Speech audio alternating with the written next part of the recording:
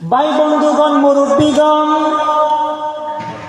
হরিণা হাফিজিয়া মাদ্রাসার যত মেহমান বৃন্দ আজকে এই মাহফিলে উপস্থিত হয়েছেন, আমার কথা হয়তো আগামীকাল বলা নাও হতে পারে, আলোচনা হয়তো আগামীকাল নাও হতে পারে। কোরআন শরীফ আপনার বাসায় পড়া হয়, কোরআন শরীফ মসজিদেও পড়া হয়, কোরআন শরীফ মাদ্রাসাতেও পড়া হয়।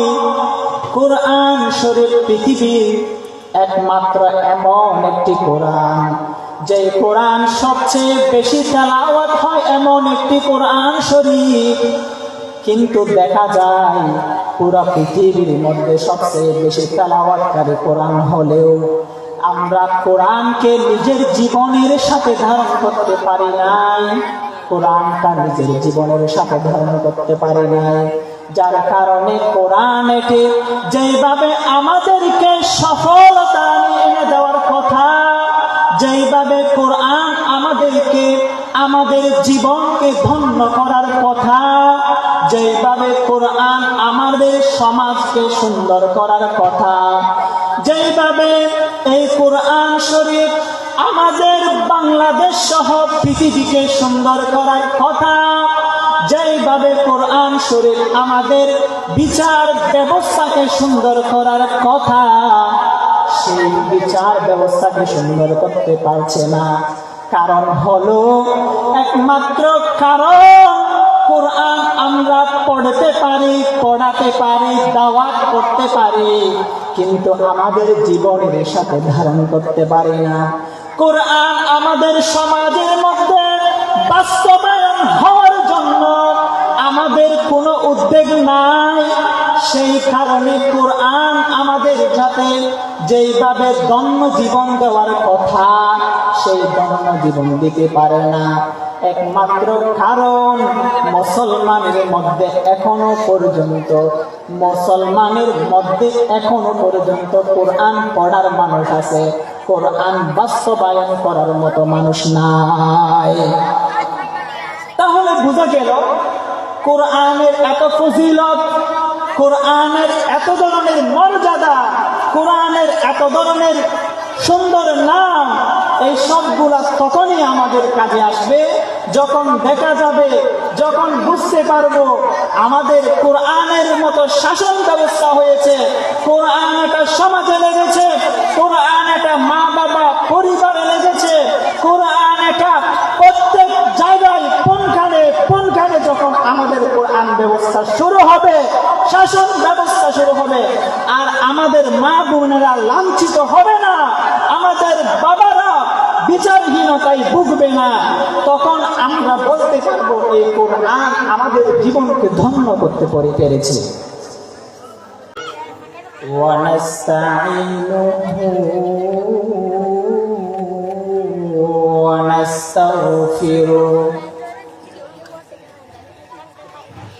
ونؤمن بالله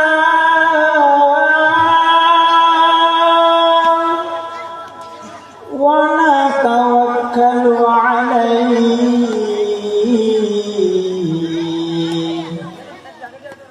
ونعوذ بالله من شرور أنفسنا ومن سيئات أعمالنا من يهده الله فلا مضل له ومن يضلله فلا هادي له ونشهد أن سيدنا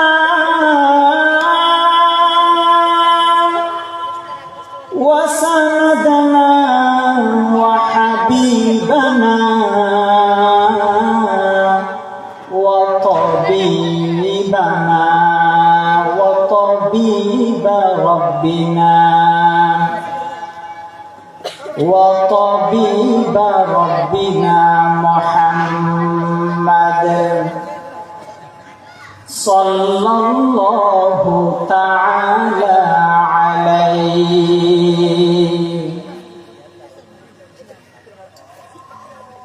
أعوذ بالله من الشيطان الرجيم. بسم الله الرحمن الرحيم. ألف لام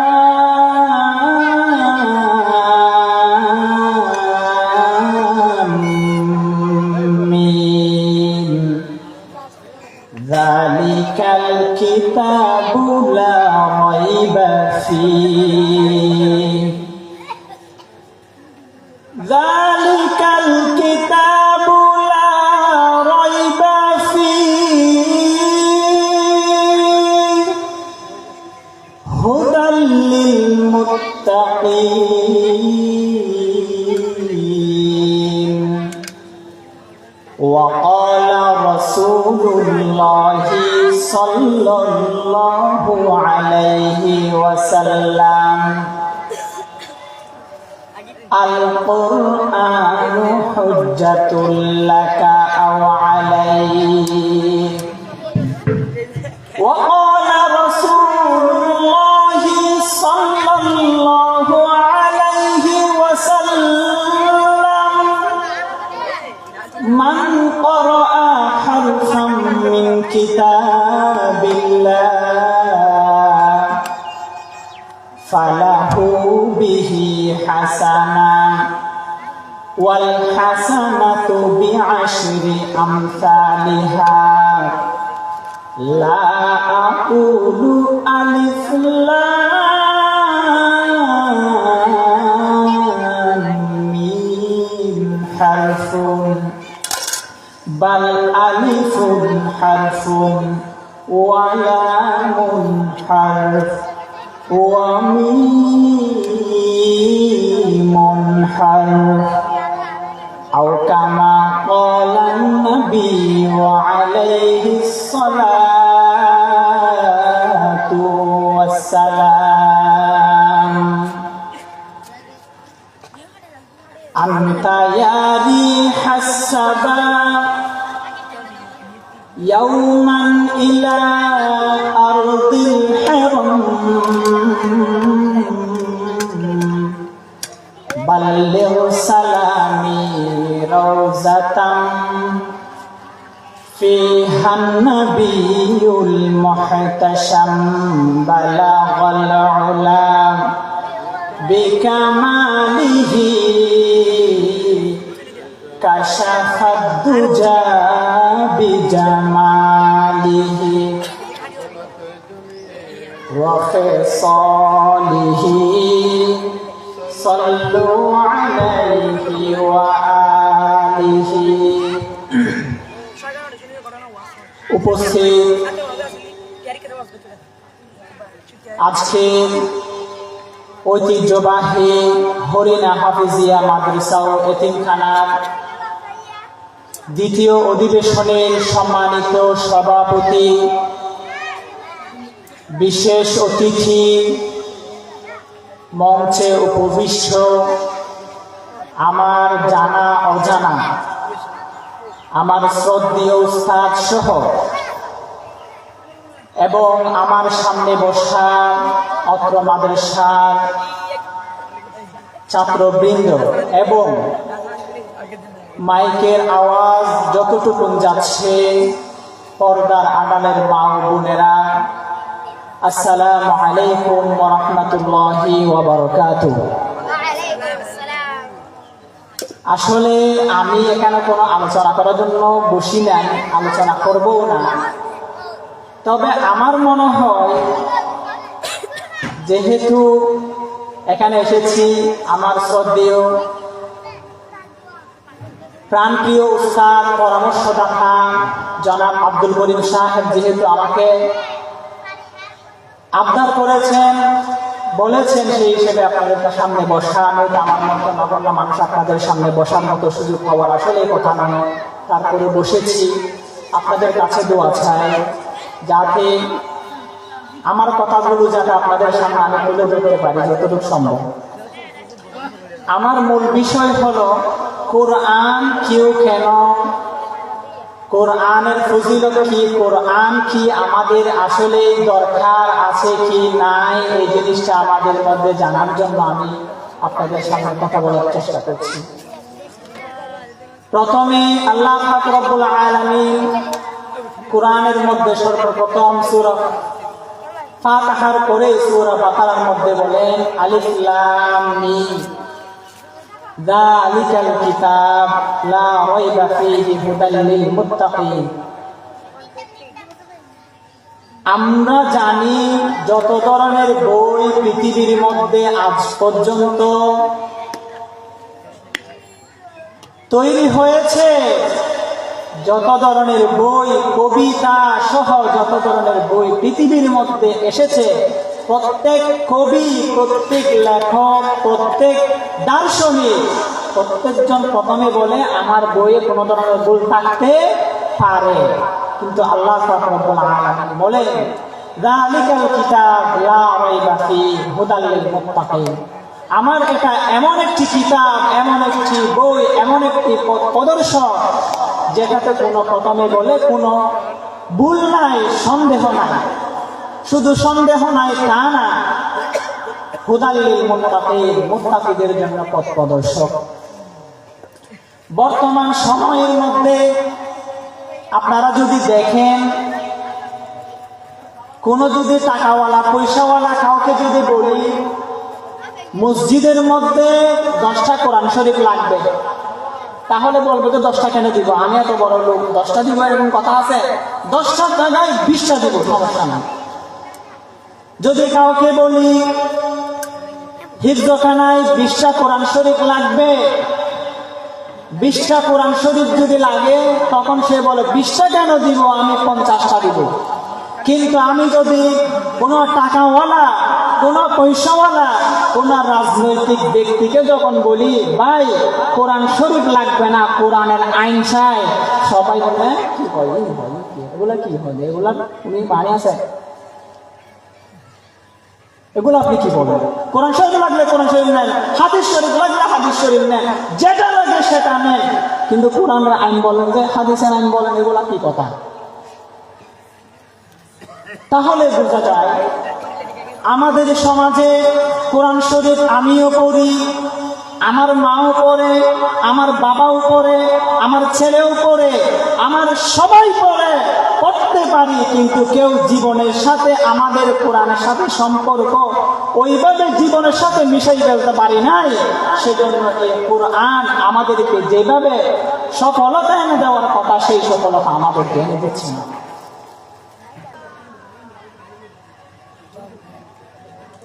তাহলে বোঝা গেল কোরআন একটি এমন জিনিস নয় শুধু দাওয়াত করব, কোরআন একটি এমন জিনিস নয় যেটাকে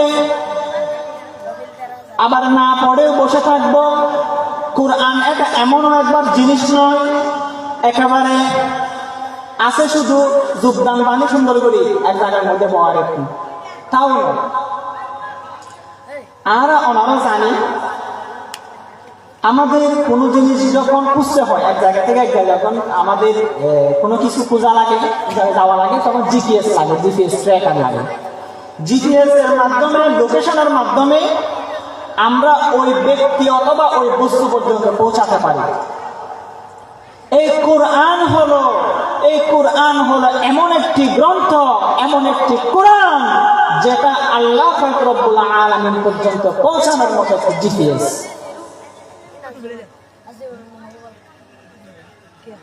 কোরআন আমিও পড়ি, আপনিও পড়েন, কেউ বুঝে পড়ে আর কেউ না বুঝে পড়ে, কেউ দেখে পড়ে আর কেউ না দেখে পড়ে, এটা মূল লক্ষ্য বিষয় নয়। মূল বিষয় হলো কোরআনটা আমার জীবনে কতটুকু আমরা নিজের মধ্যে ধারণ করেছি, এটাই হলো মূল লক্ষ্য বিষয়। এখন যদি বর্তমান সময়ের মধ্যে দেখেন, আগেকার সময়ে আমাদের মা বাবারা সকালবেলা হইলে এই তাড়াতাড়ি ফুরকানে যা বলতে, কেন বলতেছে এখানে গিয়ে ফুরকানে গিয়ে হুজুরের কাছ থেকে কোরআন শরীফ পড়ায়। আর এখন বলে কুচিং চালু হয়েছে, কুচিং তাড়াতাড়ি কুচিংয়ে যাও। তাহলে সেই কোরআন, যেই কোরআন আমাদেরকে শান্তি দিত, এই শান্তি আর আমাদের কাছে নাই।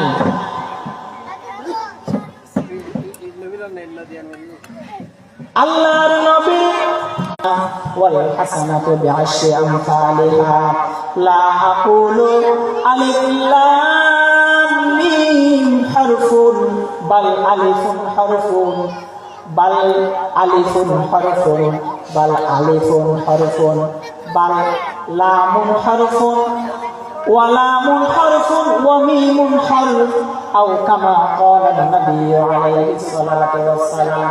আল্লাহর নবী জনাবে মুহাম্মদুর রাসূলুল্লাহ হাদিস শরীফের মধ্যে বয়ান ফরমান, মান ক্বারা হারফান মিন কিতাবিল্লাহ, যখন কোনো ব্যক্তি কোরআন থেকে একটি হরফ তেলাওয়াত করে,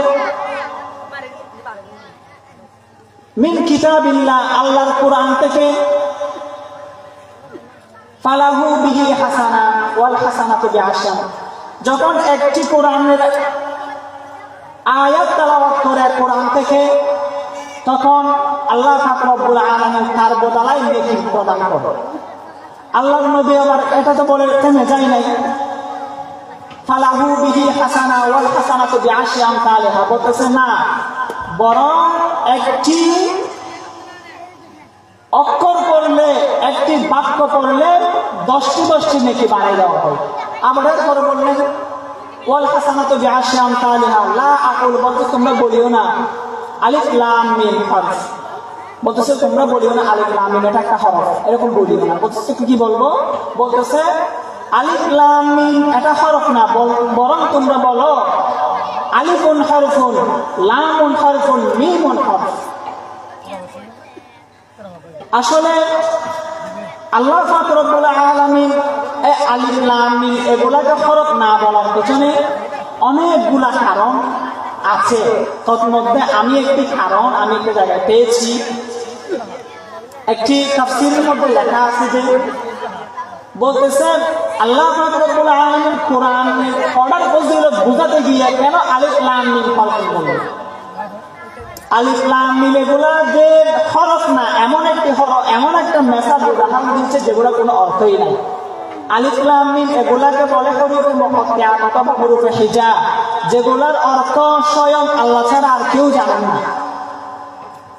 এমন কতগুলা হরফে হিজা, হরফে মুকাত্তাআ দ্বারা মানুষদেরকে কি দিয়েছে, উদাহরণ দিচ্ছে। এটার অর্থ এমন যে অনেক তাফসীর কারকগণ বলেন এটার মেসাল এমন একটি হরফ দিয়ে এজন্য দিল, যারা কোরআন বুঝে পড়ে, কোরআন না বুঝে পড়ুক, যেভাবে পড়ুক না কেন, প্রত্যেক জনের ক্ষেত্রে প্রত্যেক বেলায় একটি একটি হরফের বেলায় 10টি করে নেকি সবার আমল নামায় জমা করে দিবেন। সকলে বলি সুবহানাল্লাহ। ভাই বন্ধুগণ, মুরব্বীগণ, ভালো করে খেয়াল করেন, ভালো করে খেয়াল করেন, ভালো করে খেয়াল করেন। একটা সময় ছিল, যেই সময়টার মধ্যে মাগরিবের আযান যখন হতো, মাগরিবের নামাজের পর মা বাবা বলেন, ভাই বন্ধু বলেন, সবাই কোরআন পড়ার জন্য বসে যেত কিনা? আমরা দেখেছি মাগরিবের পর কোরআন পড়া বাধ্যতামূলক ছিল বাড়িতে বাড়িতে।